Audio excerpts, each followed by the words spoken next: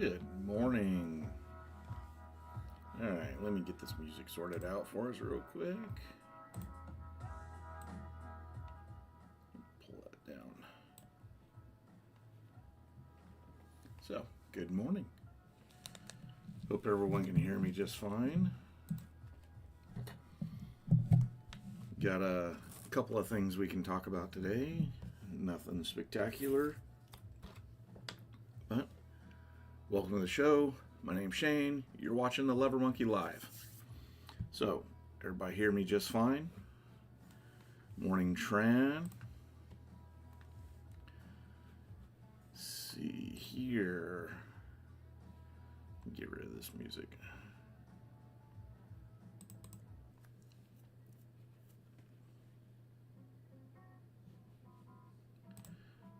Put something else on a little bit. Relaxing in the background. So, for the first time, I have paid my union dues for a full year in advance. And funny enough, they send a hard card that as a union card, and with all the representatives' names and stuff like that. The other stuff they send is a thank you. They sent me a letter saying thank you for paying for a year in advance. Also got myself a little sticker to put on my hard hat saying that I paid through the year of 2026. You can see that, just kind of see that in there. So that's a hard hat sticker. And they also sent this, which I thought was pretty cool that they do this. Sent a pin. So this little pin is, you can stick on a hat or whatever, which I could probably slap that on one of my hats here for my broadcast. But it's cool. I never knew this. 30 years of being in the union, or 30 plus years, whatever it is. They sent me the pin after paying for a year. I've always paid 6 months at a time instead of a year. So I guess for the last couple of years that I'm going to be in the union, I'm going to do this. I'll pay for a year in advance every time. Get a pin every year. So I thought that was cool. One of the things I need to do is that you can do, what the union does, is that once you reach 20 or 25 years in the union, you can get service pins. So you get a 25, 30. So every 5 years you get a service pin.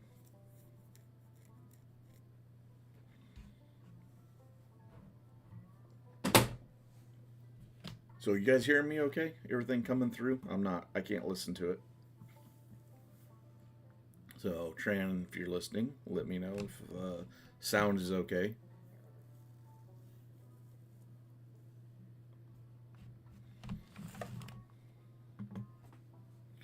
But I forgot to get up and get my paperwork. There's some paperwork I just received for my union service. They show how many hours you worked last year or earlier this year. So I got my first 6 month statement.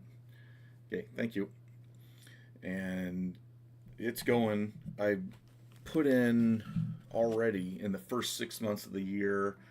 I think I was around 700 or 900 hours. I should probably go get it real quick, but I'm not going to do that because I don't want to step away from the camera and leave dead air. But it's cool because the statement tells me how many credits I have, how many hours were, how much money was donated towards my retirement. It gives you all that information. So they give you a half year statement, and then at the end of the year, you'll get another statement for the full year of service. Tell you how much credit you got and all that stuff towards retirement. And so I'm getting closer to retirement, so all that stuff's getting more and more important to me.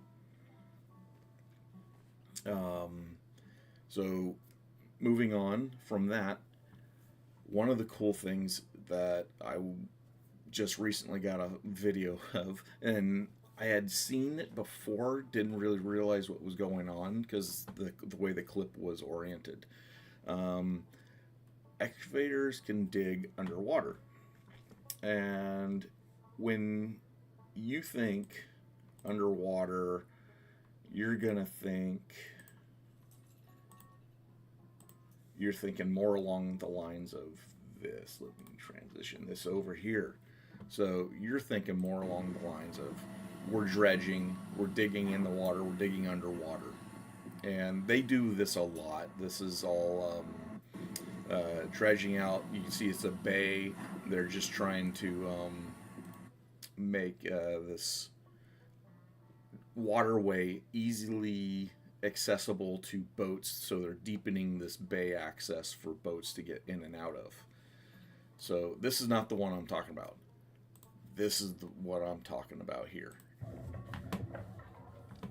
So we've got ourselves a diver jumping into an excavator. Now this is pretty much what I saw before, but the machine does this time. I see the machine start doing this. This machine is 100% underwater and can dig a trench. You can see the trench there. But the weird thing is that one of the issues you get with digging underwater is there's a lot of silt you can see there. So it's like underwater dust. And it's cool.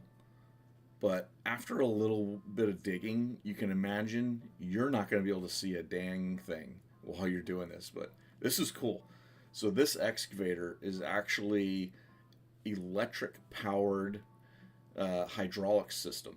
So all the power and everything comes from a boat that's floating above, including the diver's air. So the diver's air is being pumped to him through a hose. Instead of having dive gear on, he's actually got a hose that comes down to him that goes to his mask, and he can stay down there as long as he needs to, depending on the depth and whatnot. So that's just pretty cool stuff. I thought, I did not know that that was a thing.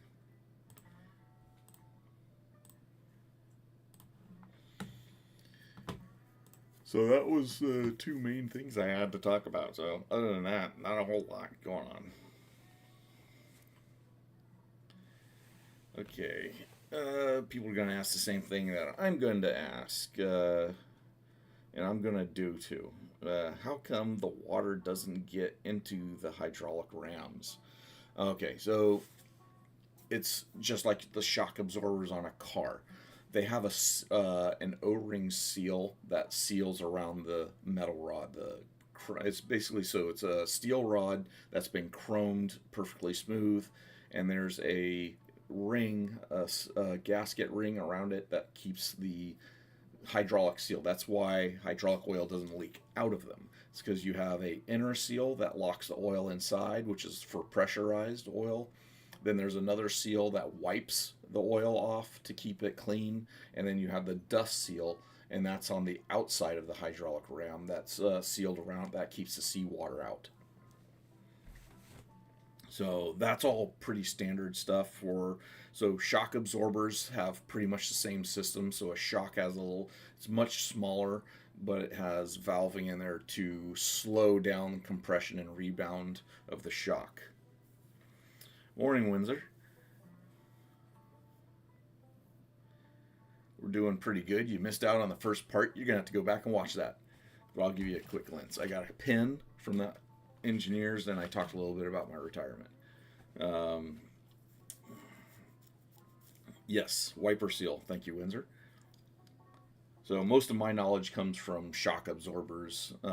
So I do understand how the hydraulics system works, but because I used to rebuild shocks when I raced motorcycles. So I just thought it was really cool that excavators could actually dig underwater. Yeah, I got 4 years left, 4 years and a month. So that's what I got left. I've got all my time in that's required for, so I got vested back when it was 10 years to get vested. I got all my credits. I've got 31 and a half credits at this point. Um, my age is the only thing keeping me from retiring. So when I turn 55, I'll be qualified to retire. Right now I'm 50. I'll be 51 next month. So November is my birth month. I'm looking forward to getting out of California, not out of the industry. I haven't decided what I'm going to do after retirement. I still got to talk to the union, find out if I can work in Colorado, because it's kind of a right to work state instead of a union state. So I got to look into that. Yeah, I got a while then, so I got 4 more years of talking to you knuckleheads over this. See how we keep going with it. I'm hoping to retire at 55, so I got like 19 years left. I remember when I was at that point. I remember when I started, and I was thinking about retirement, and that was my whole goal: is get started working as early as I can, so I can qualify to retire and just retire out and be done. Figure out, and then I can have a second half of my life. And that's the part I haven't figured out yet. I have a couple ideas what I'd like to do, whether it be working around airplanes at an airport, or just or I create my own business and do owner operator work. And some people tell me I should be doing that. So I don't know that I want to do that, take on that responsibility, but when I retire, I want to be able to chill. I want to work to support my retirement. That's all I want. So no more crazy hours after I retire. Just getting done whatever I want to get done. Oh, let me see. 19 years, that's a long way off. Yeah, I remember those, being able to look at that and say, geez, that's a long ways off. So Windsor, I don't know how much you caught. Did you catch that video of the excavator underwater? Let me see. I can run it back for you if you haven't seen it. Let me get that back up. Okay. I'm going to show you that.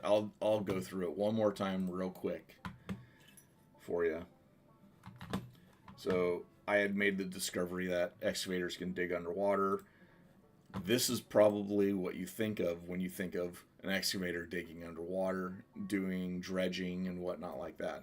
So that's not what I'm talking about. I'm talking about an excavator that actually runs and operates underwater.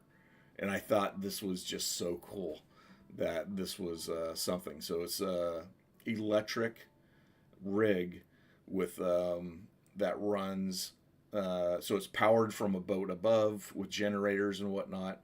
So the whole thing is just powered by electric over hydraulic power, no engine or anything like that. So it's just an electric motor turning the hydraulic system, and they can dig underwater. I've always just assumed, just knowing what I know from laying pipe in the ocean and stuff like that, they just drop it off the end of the boat and it just lays and lands on the ground underwater, and they just leave it there. And I never thought that an excavator would need to dig underwater, dig a trench underwater. I thought that was just kind of weird and cool, because I have a little background in scuba diving, so I just thought it was cool.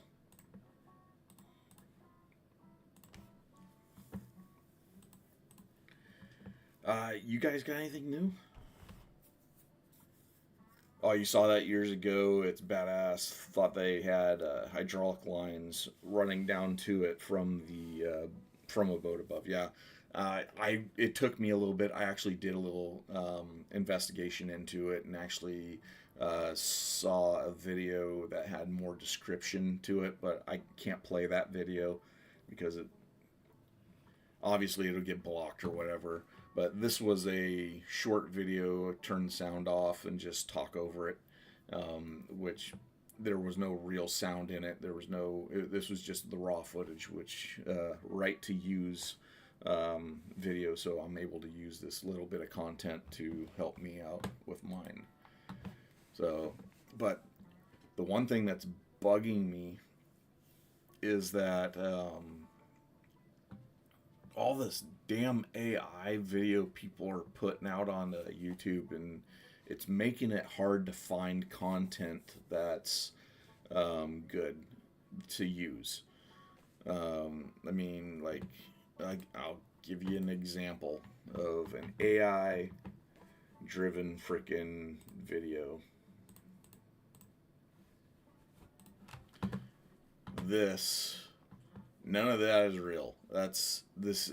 I mean, AI has come a long way, and I mean, it looks pretty good, but you got divers and stuff doing dumb things. Who knows what they're doing back there in the back, just sucking up oxygen. You got a guy in the seat without a tank or anything, no hoses going to him. He doesn't even look like looks like he's got a regular hard hat, and the air bubbles just come out of his butt, I guess. I don't know.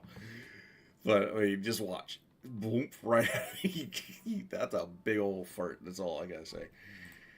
So that was just, I think some of these AI things are hilarious, but it's just, people are having a lot of fun with it right now. But and at some point, AI is just going to ruin all this stuff. It's going to ruin all the videos we watch.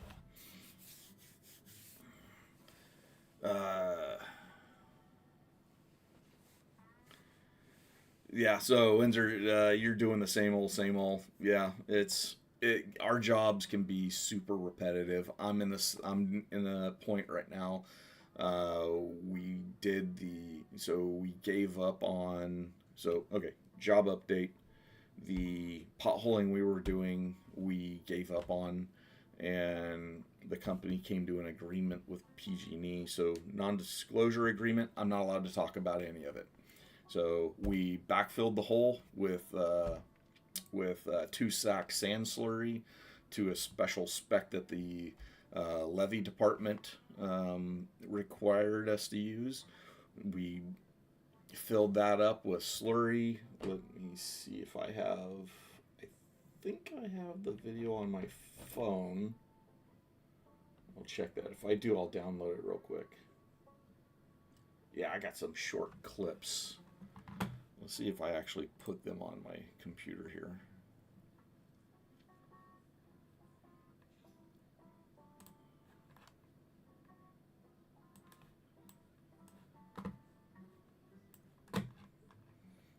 I may or may not have downloaded them already. Where are they? Where are they? Yeah, this is exciting stuff to see here. Okay, I did put them on here.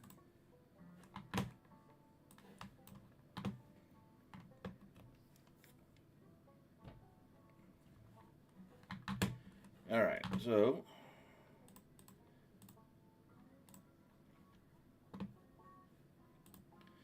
here's just a photograph of our job site where we're working, and it's, so in the back we've got the crane and everything, the pipes that are going to be going into the ground, whatnot.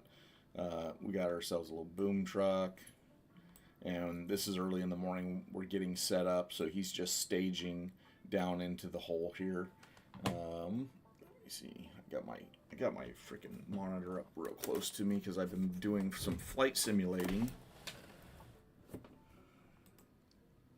Here we go. There's a picture of the hole undermined as we were vacuuming, and this is the problem we had, is we were vacuuming and the soft material kept coming in from the sides. We couldn't get it to hold up. We had a shield down in there. I think I showed you guys that last week. So you can see the large void, both sides. So the requirement was to start filling it up. That's what we did.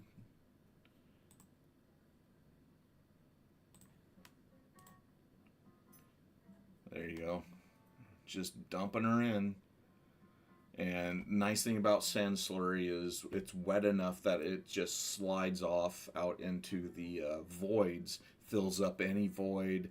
Don't have to vibrate it or anything. It just goes in there and takes care of business.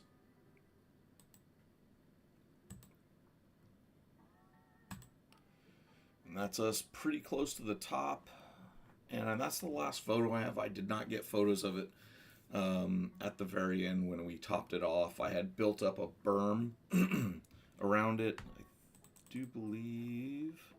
So yeah, so you can see I built up a berm here so we could actually fill it up a little bit higher and fill in this upper portion of it. So that way we'd fill it up a little bit higher and then just trim out whatever we needed to. Then we will come back and backfill the exposed areas, all the areas of the levee that we've damaged, like up in here, the flat area, so we could put that catwalk in there. That all will get backfilled at 90% compaction in 4-inch lifts. And Windsor he just cringed when I said that. So 4-inch lifts is what we're required to put it back in at 90%. The compaction wheels, because I've got a 4-foot wide compaction wheel for the 350 excavator, and that thing is just it takes it can compact quite a bit of material, and 4-inch lifts are insane to require for an excavator to compact.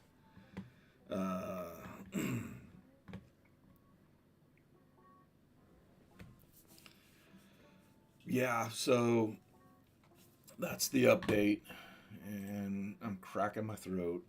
Don't have any water to drink because I wasn't prepared. I stayed up way too late last night. We call that flowable fill around here. We use it to backfill all our sewer repairs under city streets. That's a perfect method and a perfect location to do it in. We will often do CLMF backfill, which is basically you take the dirt, the existing dirt, process it, add a 2-sack mix into the dirt, and slurry it back into the hole. So that way we're not having to purchase the sand. And that all depends if the material coming out of the hole qualifies to be used in that manner. We actually have a truck that allows us to do that as well. We have a mobile mixer. It's a truck that has the cement mix, and then whatever material you put into the back of it, rock or whatever, it mixes it right there and just dumps it right into the holes. It's really a cool thing, so that way you don't have to keep ordering trucks. All you have to do is just add water to the machine, and it'll mix up however much you need to put into the hole. That's mostly used in the Bay Area, where they have a harder time getting trucks in and out because that truck is a little more mobile. It can get smaller, so it can get into places that other big cement trucks can't get into. But yeah, flowable backfill. That's what that is. Not a whole lot else going on. Let me see if I have. No, that's all the pictures I had. Oh, I had a picture off the desktop here. Let me see. So one other thing we can talk about is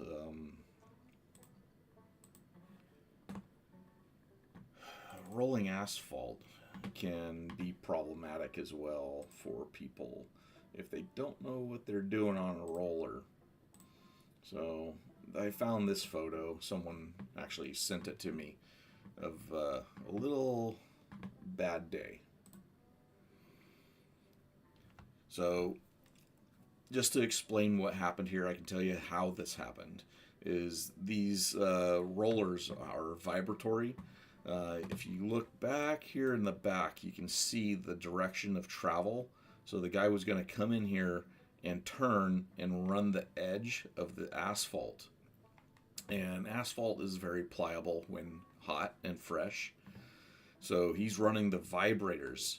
And what happens is he turned down this edge, and right here you can see it started. He slowed down, probably to change direction to go backwards, and with the vibrator still on. And what had happened is the edge gave away. He just got too far off the edge, and the vibrators just kind of take you off. It just starts sliding across the asphalt, and as the asphalt failed, it just made the problem worse and slid into the ditch. So that is going to be a pain in the ass to get out without completely destroying the fresh asphalt that's been laid down. So bad day for that guy. Yeah, I got too close to the edge. I have gotten close to doing stuff like this. It's just one of those deals where experience comes in on how close to an edge you can get. You want to run it without the vibrator on once or twice and then vibrate it to get your compaction level. So that was a bad day for him. I don't think I have anything really new other than that.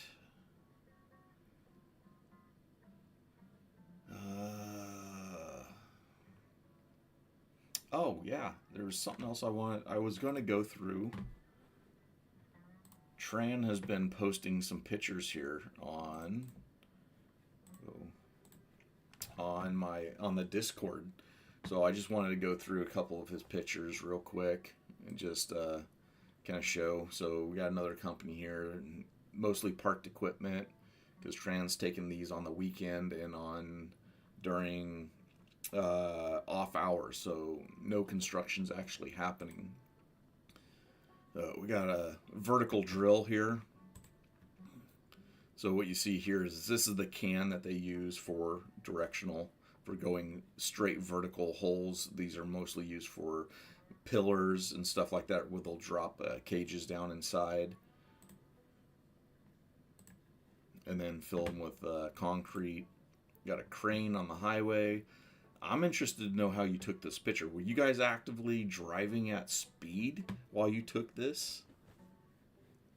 Because that's an impressive picture.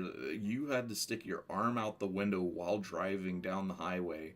I'm guessing your parents or someone were driving when you took these pictures. Because these pictures are actually really good. Stable is what I'm saying. And you got the whole rig in there. So a quick talk about these cranes and the reasoning behind this extra boom on the back. It's for the counterweights. So you see back here there are counterweights on the back of the crane, which are fine and dandy. That's your standard location for counterweights. But in this configuration, they can add extra weight in the back here that hang off this little dingle bob in the back that make it so it can pick a much heavier weight. And that's why it has all this extra in the back. So when they go to do the extreme heavy lifts, they'll add a bunch of weight hanging off the back that's way off, and it'll help counter the weight being picked up. We got another hydraulic crane here that's setting up a screed system here. What you can see is we've got rebar on the highway being laid down. So they're going to fill this with concrete. This is over a bridge. And this machine that they're assembling here will go over the top. And the operator up top will be able to run a smoothing device that I don't know much about this. I really don't. But this is one of those deals where I have enough knowledge I can say what it is, not how it works.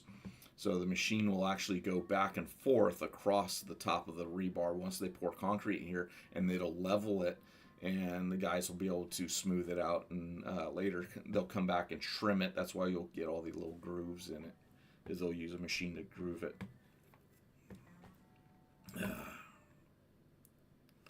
All right, Tran, what happened was my friend was driving and I was the back seat of the car, and when I spotted, I just took a picture while he was driving.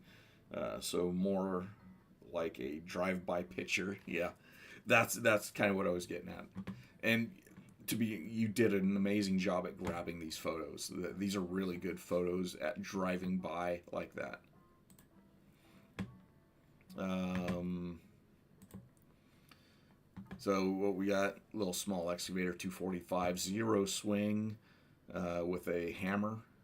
This is probably about a 5 or 6 thousand pound or 5 or 6 ton hammer, little hammer. So that's for breaking out existing concrete, asphalt stuff. He's got a bucket on. Then this is a 450D John Deere. This is what I ran for years at this company. Was our main line digging hoe that we had for all the big projects, mine outside of the 870.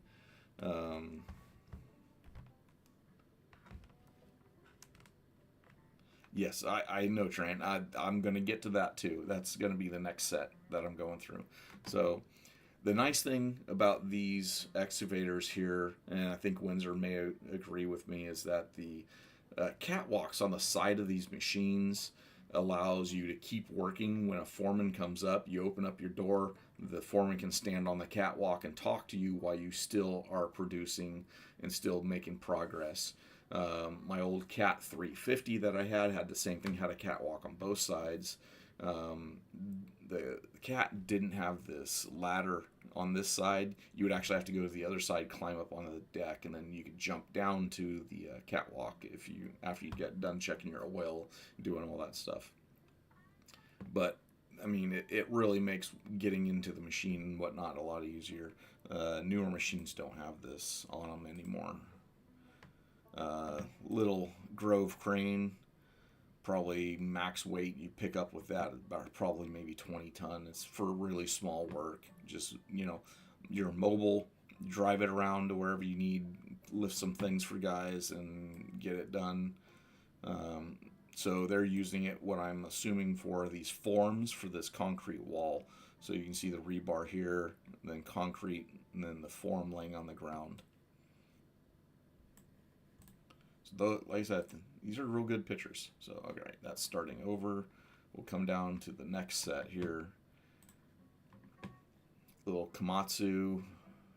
So this is a different company. They're running Komatsus. We've got SDR pipe here, sewer line. If you can, Tran, when you get a picture of this stuff, if you're able to, if you can find the lettering on the pipe and get a picture of the lettering, it'll be a little better image, because these are short 14-foot sticks, I'm gonna guess. They're about 14 foot long. This actually looks like a C900 style green pipe, so this is going to be like a pressurized line, or it's real deep, and that's why they would be using this. So we've got some. So we also have a DI that was pulled out of the ground. That's what the square box is, and then the round hole here, or this round piece, is the manhole access cover and lid. So the 490. So the 490 being that large of a machine tells me that they were digging a little deeper. We got a little rock box here so the excavator operator can rock as he digs. So I don't know if I've had a video of that before. We used to have so Windsor, we used to have a 450 like that one, but they traded it for a 490 Komatsu. 490 Komatsu. And they don't have catwalks anymore, and I think the guys bent them up too much. Yeah, that happens. It's when you get retards on machines, the monkey lever pullers, they swing into things all the time, and it really boggles my mind that people can swing the side of a machine into something. That really, I mean, sometimes you put a bucket and you kind of forget the bucket's there and you swing it, you tag the bucket. But yeah. So anyways, the 490, the PC 490 here. So Komatsu is basically built off the same chassis as the John Deere. They have a different engine in them and hydraulic system. That's the difference. It's the exact same machine, same undercarriage, same house, same boom and stick configuration. Everything's the same. It's just they have a different engine and a different hydraulic system and a different computer system that's in the cab that controls everything. So through history, that's how they're looked at. And then this last one, we have a Komatsu 210, nice and shiny. This is a brand new girl here, so whoever's running that's real happy. And it's got a hoe pack on it, and this is just a vibrating compactor that compacts the rock, soil, whatever. Most likely it's being used to compact AB, which you see a pile of right here. That's asphalt based material, class 2, and that would be topping off like a trench or something like that. So once they've got it all in there, you put the AB in there, then you use the hoe pack, go over the top of it. It's usually used in the trenching area where you can't get a roller into.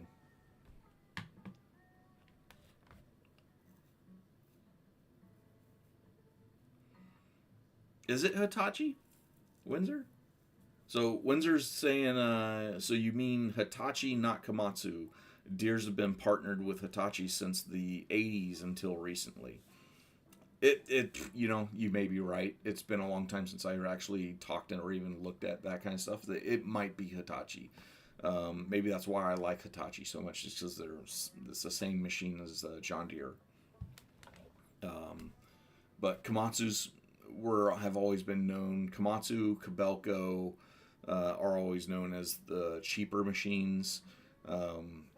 The Komatsus were always made out of a slightly thinner metal, so a lot of the Komatsus would get bent up, like the boom and stick would get bent a lot easier than like the Cats. The Hitachi and John Deere's were more durable for getting beat up. Yeah, Hitachi and Deere have been the same for a while. Okay, so that explains that. But yeah, but that's what I got. I mean, most of my content, guys, if you guys find stuff on YouTube or whatever, if you're zipping around or you got photos, post them in here. I'll take a look at them and we can talk about them. I don't know if I talked about my front yard. Had this company come in with a directional drill. So basically, this is the corner of my neighbor's house, which is facing a cul-de-sac. So they lined up right at the property line. So the easement is typically 4 feet off of the sidewalk, but we have gas lines that's all the way back, that are marked all the way back here. I don't know if the gas line's coming from the street out, but it looks like the easement is almost my entire front yard. But you can see these guys completely tore up my front yard here in this area, and they dug up my sewer connection right here because they started back here and went past my sewer connection, and then on the other side of my driveway they actually hit my water line, and I had to wait. I got home. This is what I saw when I got home. So they're blocking my entire front of my house. So I'm in a housing tract. So they are parked from the corner of my property all the way across to the other corner of my property, and I brought groceries home. So I had to step over the hitch because this truck here has a trailer on it that you can't see. I didn't get pictures of it. I should have gotten some more pictures. But I had to step over the hitch of the truck to get to my house. It sucked. But when we talk about doing USAA markings, I should probably grab some pictures of the USA markings. But you can see down here, the orange marking is for communications, like that. Yellow is your gas. Red is electrical. These guys are putting in a new orange line. You can see here it's sticking out of the ground. I can't zoom in much more off of Discord. But, there's a red flag right there. So that's your electrical running all the way through my neighbor's yard. But this conduit here that they're putting in, it's a flexible red stuff. and they're just going to run fiber optics through it. So the company AT&T is paying this non-disclosed company. They don't, I mean, how sketchy is your company if you're not even willing to put the name of your company on the door of your truck? None of their trucks are marked, and that kind of bugs me when a company does that, because these guys are just blasted through. There's a couple of days when all the street lights were out for like 3 or 4 blocks, and it's because these guys hit an electrical line and SMUD had to come out and fix the electrical. But that's what I've been dealing with, and they haven't come by to fix my yard.